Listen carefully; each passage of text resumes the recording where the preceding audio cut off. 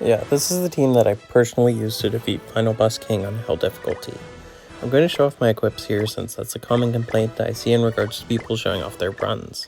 As you can see, I don't have amazing rolls, pretty decent ones, but nothing incredible. This is pretty much just my main team's gear repurposed. Elaine gets the attack crit damage set because I do not want her getting patience by King and failing to remove his ult gauge. Merlin has attack for much the same reason as well as her shields, and my Jericho has HP and defense because she was dying way too much with attack crit damage, and she doesn't generally start critting until after her 8th card anyways. And then Red Elizabeth is in the back for healing with my worst HP defense set, which she has on just for CC. And as you can see, I'm using CC food. If this team had a little higher CC naturally, say 147k, I'd use HP food instead to get over the barrier. If they had over 150k naturally, I'd use ult gauge food because speed is key here. One thing you need to understand is that King will get tankier the longer the first phase goes on. The skulls on either side of him give him plus 100% defense per ult orb. That's for both of them. It means he'll have 200% extra on turn 2, 400% on turn 3, etc. Consequently, it's a big deal going first because otherwise you'll become unable to damage him much sooner. Elaine here is just incredible. You use her mainly for utility, which is why I'm bringing her despite not having her limit broken. Ranking down King's cards on its own is amazing since his level 2s and 1s are way more manageable than his level 3s. The fact that it removes ult gauge at level 2 and up is a great bonus as well. But she also has an AoE ult gauge removal which helps solve the issue with the little skulls accumulating ult orbs. If Gothorp wasn't a red hero, I would honestly use him over Jericho. Elaine's level 3 AoE ult gauge removal is amazing. And finally, her ult removes buffs, which can be incredibly important as well.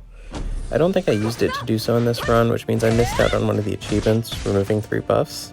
Unfortunate, but I'll go for higher points later once I've maxed out Elaine and Red Elizabeth, and hopefully gotten this team over 150,000 natural CC.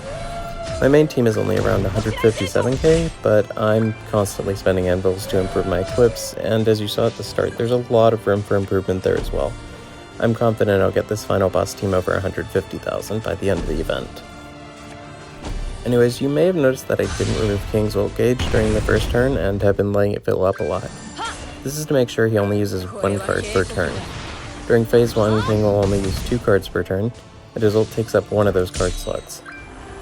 Thankfully, he attacks in the common PvE enemy style, so if you remove his ult gauge while he has his ult queued up, he'll just use 1 card. Makes it much easier to survive. Even with HP and defense sets, Jericho is my main damage dealer here. Consequently, I spent a lot of time rushing her ult. This means that I've used about the amount of cards I need for her to start critting by the second phase. A lucky crit on her ult can make or break the run, so building her unique up as much as possible is paramount.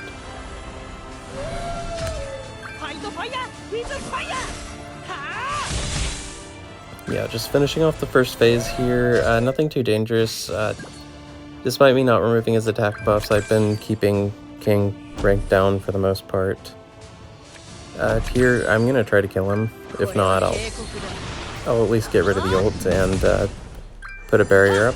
No, he's not gonna die. He's got defense buffs. Merlin would normally be doing over 30,000 with that attack, or level 2. Unfortunate, but thankfully I do still have enough damage to get through and kill him with her ult, because that's still going to do about 50,000 as opposed to 100,000. It's enough. Which means I get to move on to the next phase with Jericho's ult ready.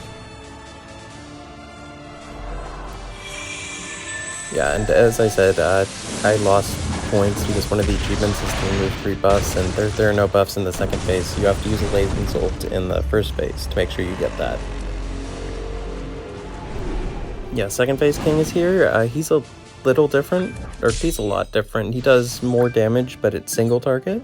He'll target whoever's the lowest HP if they're all the same attribute. If one's a red, he'll target that. He doesn't always start with full ult orbs. He got lucky with some combines here, which means I get to rank them down and remove a ton with Elaine. Very nice. And Jericho, as you can see here, she got a really lucky crit there. That did ton of his HP, which kind of made the run for me.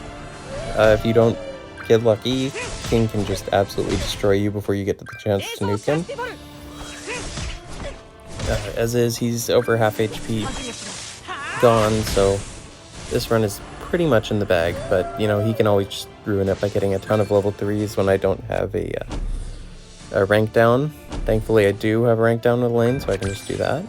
I'm gonna go get close to Merlin's ult there, and next turn I should be able to kill.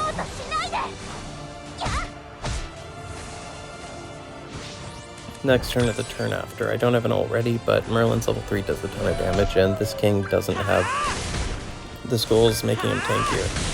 Because what the skulls do here is they make it so he... Oh, what was it? Oh, yeah, they boost his crit damage per ult orb. They start with full ult orbs, but that thankfully they don't have the same thing as the first phase skulls, which means they're not making him impossible to damage. Yeah, gonna... yeah, the AoE removal will lower his crit damage anyways, which is nice. Not much, but every bit counts. Yeah, and the Merlin's level 3, it's so close to killing here. And this is a good situation because pretty much no matter who he kills, I can still kill him next turn. If he kills Merlin, I get Elaine's ult, and that's going to be enough to finish him. But he's going to go after Red Elizabeth, and he had his cards ranked down, so it didn't do much damage, and that's the run. Yeah. Just, it is RNG reliant, but all the same, it only took me about 5 tries with this team, and it's under-leveled, and yeah, it's possible for a lot of people, I'd imagine, more so than has been assumed. Yeah, see, I missed some of the objectives, but good enough. Just an example run.